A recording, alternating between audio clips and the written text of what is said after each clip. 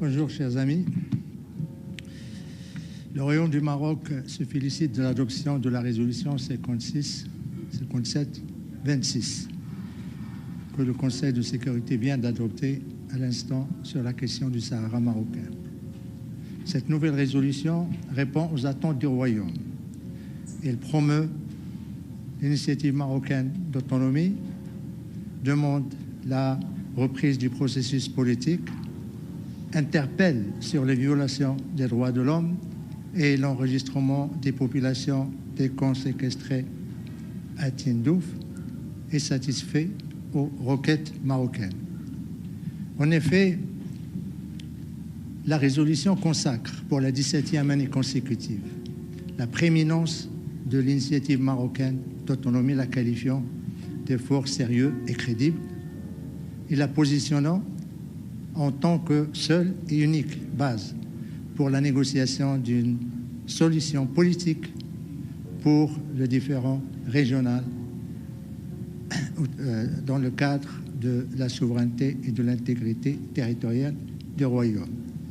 Cette résolution demande au Conseil de sécurité de prendre en considération la dynamique internationale et le momentum au profit de l'initiative marocaine d'autonomie qui jouit du soutien de 20 membres de l'Union européenne, 2 membres permanents du Conseil de sécurité et d'une centaine de pays, et plus d'une centaine plutôt, de pays d'organisations internationales et régionales à travers le monde. Par ailleurs, le Conseil de sécurité demande la reprise du processus politique en exhortant toutes les parties de s'y engager de manière constructive. Cet appel s'adresse plus particulièrement à l'Algérie, qui est citée à 5 reprises en tant que partie prenante, parce qu'il s'oppose au processus politique et surtout, il s'oppose depuis 3 ans à la tenue des tables rondes. Parallèlement, le Conseil de sécurité appelle à la reprise du processus politique, appelle à la relance, ou plutôt la reprise du cessez-le-feu. Dans ce cadre, il appelle également toutes les parties de s'abstenir de tout ce qui est de nature à compromettre le processus politique. C'est un élément nouveau dans cette résolution. Et pour la première fois, le Conseil de sécurité introduit un lien direct entre la relance du processus politique et le respect du cessez-le-feu. Parallèlement, le Conseil de sécurité insiste sur l'importance et l'urgence de la coopération avec le Haut Commissariat des Nations Unies pour les droits de l'homme, avec une appréciation particulière pour les efforts constants du Royaume dans la promotion et la protection des droits de l'homme dans ces provinces sahariennes, à travers le rôle joué par le Conseil national des droits de l'homme et ses représentations régionales à Laayoune et à Dakhla. De même, le Conseil de sécurité rappelle son exigence pour l'enregistrement des populations séquestrées dans les camps de Tindouf, ainsi que son impératif pour prévenir le détournement de l'assistance humanitaire internationale par le groupe séparatiste armé, le Polisario et le Croissant Rouge algérien, et ce, à travers l'acheminement de cette aide directement aux bénéficiaires, et ce, conformément aux pratiques des organisations humanitaires internationales. Pour conclure, je voudrais dire que, comme vous le savez, l'analyse de toute résolution du Conseil de sécurité ne peut pas se faire exclusivement à l'aune de ses dispositions préambulaires et opératives. Elle se fait également à l'aune de ses silences. Et c'est le cas présentement avec l'atonie totale du Conseil de sécurité à l'égard de l'intervention de l'envoyé personnel, M. Staffan de Mistura, devant le Conseil de sécurité le 16 octobre dernier. Le silence, l'intervention de M. de Mistura a suscité plus de confusion et d'interrogation que porter des réponses. Je suis à vous maintenant pour poser des questions. C'est Omar. Monsieur l'ambassadeur, Ouais. Omar Hachiche, l'agence MAP. J'ai une question au sujet de l'initiative de l'ambassadeur algérien qui a essayé d'introduire un amendement pour élargir le mandat de Lamine Oursou aux droits de l'homme, ce qui a été rejeté par le Conseil de sécurité. Quelle interprétation faites-vous de ce rejet-là par le Conseil de sécurité? Merci. Vous avez été gentil avec lui. Il a introduit 2 amendements. Un sur, comme vous avez dit, l'élargissement du mandat de Lamine Oursou et l'autre sur la visite du Haut-Commissariat. À cet égard, je voudrais dire que malheureusement, mon frère algérien a fait un show mal scénarisé. Il a essayé de recourir à l'émotion en appelant les membres du Conseil de sécurité, faisant avec beaucoup de compassion, parlant beaucoup de compassion sur les droits de l'homme. Et malheureusement, son message n'était pas audible parce que venant d'un pays qui viole les droits de l'homme, venant d'un pays qui ferme les journaux, les télévisions, qui persécute les hommes politiques, l'opposition, qui enferme même les chanteurs et les chanteuses, qui persécute également le peuple kabyle.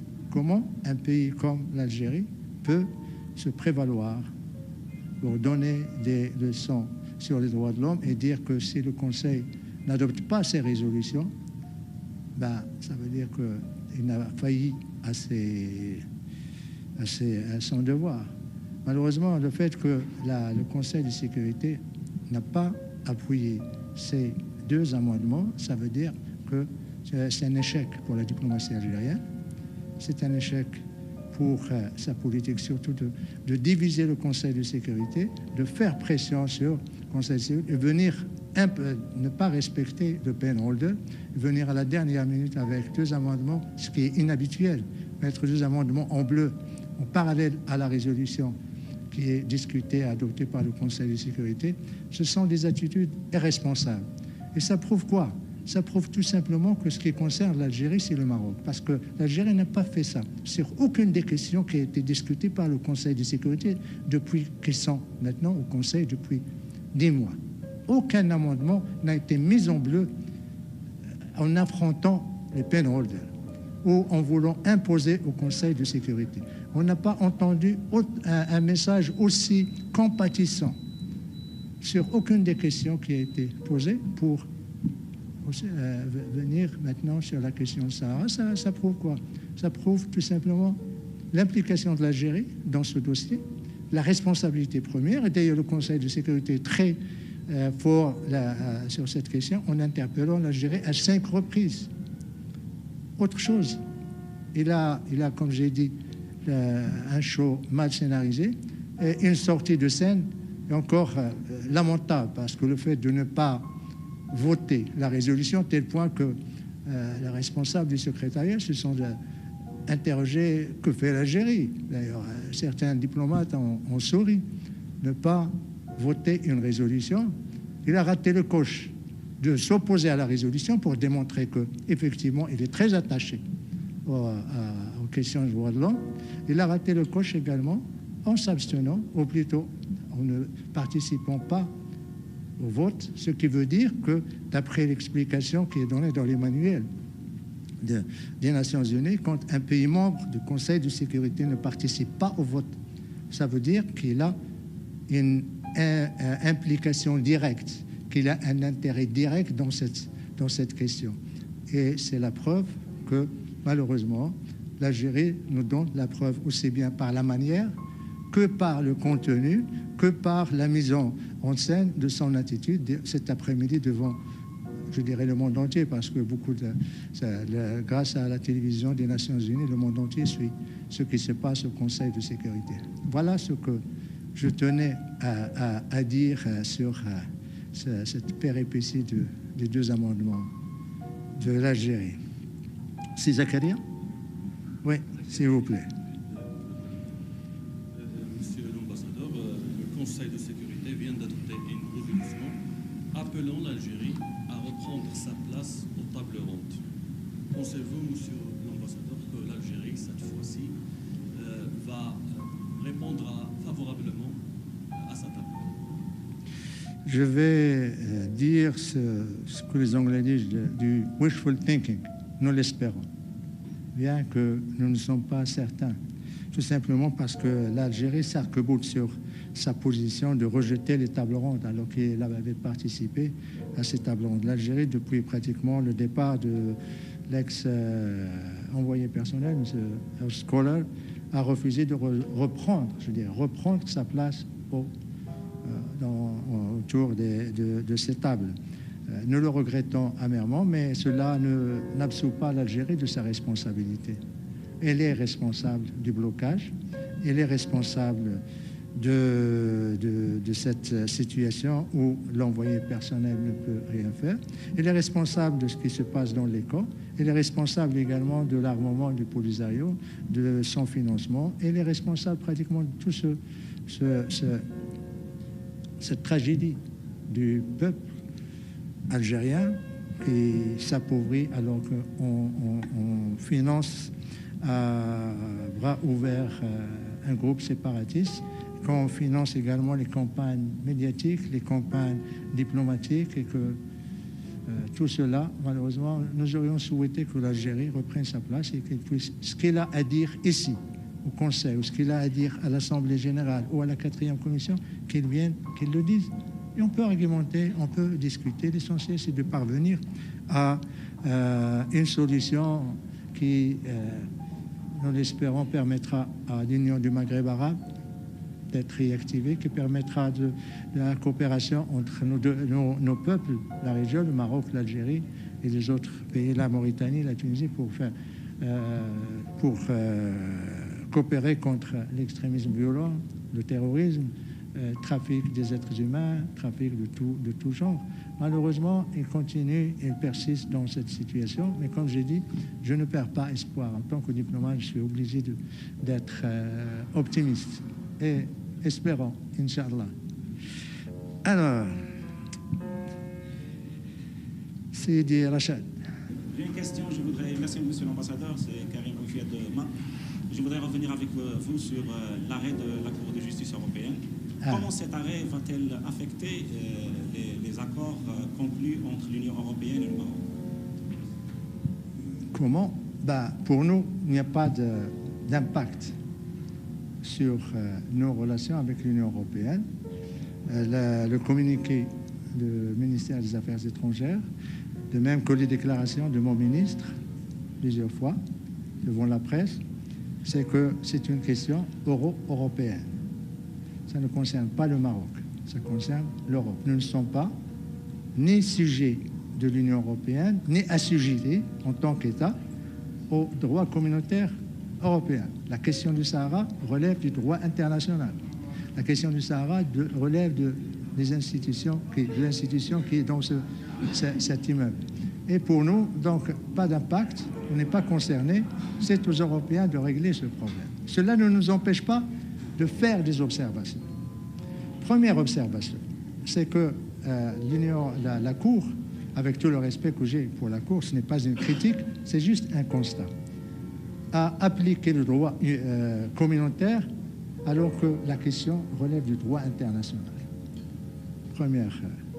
Et je voudrais ici rappeler que l'article, si ma mémoire est bonne, l'article 23, 25 et 26 des statuts de la Cour, il est dit que la Cour, dans ses jugements, doit se baser et doit s'inspirer du droit international, ce qu'il n'a pas fait. Il s'est basé uniquement sur le droit humanitaire, comme si nous étions européens. Deuxièmement, dans tout arrêt, on appelle, normalement, je ne suis pas juriste, mais ce que je sais, c'est qu'on n'introduit pas des éléments nouveaux. Or, la Cour a introduit un élément nouveau alors qu'elle était censée juger ce qui existe et non pas venir avec un élément nouveau qui est la population. En ce qui concerne cet élément nouveau, elle s'est basée sur ce qu'a dit l'avocat de l'autre partie sur la population, 500 000. d'où vient ce 500 000. Il n'a pas eu qu'il puisse le dire, c'est une chose, mais que la Cour puisse c'est-à-dire l'utiliser comme un argument, c'est inacceptable et maladroit. Ici, je voudrais montrer un document qui date, c'est le اللاجئين منظمة ديال الأمم المتحدة للاجئين المندوبية السامية للاجئين تقرير حول الجزائر ومخيمات تندوف والمندوبية السامية للاجئين يعني تناقش المسألة تاع المساعدات وكذلك كيفية تفريق المساعدات على أساس الأعداد التي تعطى لها. وفي هنايا lessons learned and future outlook، يعني الدروس المأخوذة فيما يخص هذه المساعدات ديال اللاجئين لسنة 23 24 25 يقولون أن العدد السكان 173,600 وزايدين هنايا كما أعطيت لهم من طرف البلد المضيف. Vous voyez, c'est très clair. Le document est très clair, très éloquent. Les Algériens disent c'est 173 000, la Cour européenne dit c'est 500 000. Donc comment faire?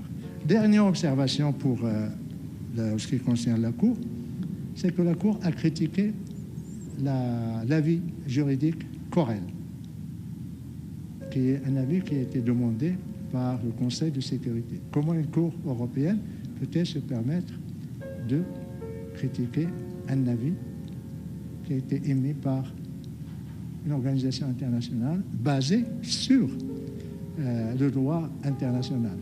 Vous voyez ce que notre avis sur la Cour, il y a bien sûr ce que nous pensons et ce que nous sommes par rapport à la Cour européenne. Et comment nous voyons, nous restons optimistes et nous disons c'est un problème, je le répète, européen qui doit être réglé entre les Européens et leur Cour.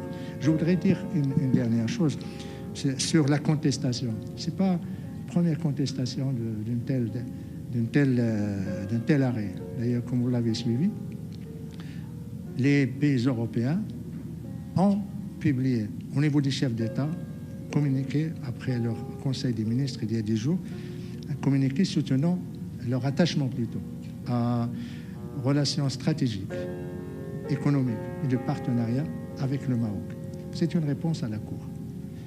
Des pays pris individuellement ont publié des communiqués de soutien, d'attachement et de distanciation par rapport à la Cour européenne. C'est Madame Van Leyden, la commissaire européenne, et là également le jour même publié un communiqué de soutien au Maroc, la relation avec le Maroc et surtout le partenariat stratégique et économique avec le Maroc. C'est la même chose de la part de M. Borrell. Toutes ces communications versent dans la justesse de la position marocaine, la neutralité du Maroc par rapport à l'arrêt de la Cour, mais également l'attachement de ces pays dans les relations économiques, commerciales, politiques avec le Royaume du Maroc, malgré cet avis de la Cour. Et je voudrais juste, en parlant de contestation, nous ne contestons pas, c'est aux Européens de le contester. Mais il y a, je dirais, beaucoup de précédents. Par exemple, la Pologne a contesté un arrêt de la Cour européenne en ce qui concerne la réforme de la justice. L'Allemagne a contesté un arrêt de la Cour en ce qui concerne la réforme des retraites. Le Royaume-Uni a fait de même quand il était membre de l'Union européenne, parce qu'il a contesté un arrêt de la Cour concernant la taxation des transactions financières et également un jugement contre un terroriste moyen-oriental. La Hongrie a contesté un arrêt de la Cour concernant la liberté d'expression et les ONG. Et finalement, je dirais le dernier, c'est la Tchéquie qui a contesté l'arrêt de la Cour en ce qui concerne la répartition des quotas des réfugiés. C'est dire que les arrêts de la Cour, bien sûr, ne sont pas contraignants pour les Européens, ils les contestent et ils s'adaptent avec ces arrêts. Mais pour nous, nous disons, c'est européen, l'affaire est close. Votre ami attend. Oui? C'est une directe. Monsieur de Mistura demande au Maroc de préciser les détails de l'autonomie. Quelle est votre réaction? Si nous précisons les détails de l'autonomie, avec qui nous allons les négocier? Avec nous-mêmes? C'est pas avec nous-mêmes. C'est une énième fois que, pas seulement M. de Mistura, mais également Christopher Ross avait fait de même en me demandant « Donnez-moi le texte, je vais le faire peindre aux couleurs des Nations Unies et je vais le présenter aux autres partis. » On a dit non.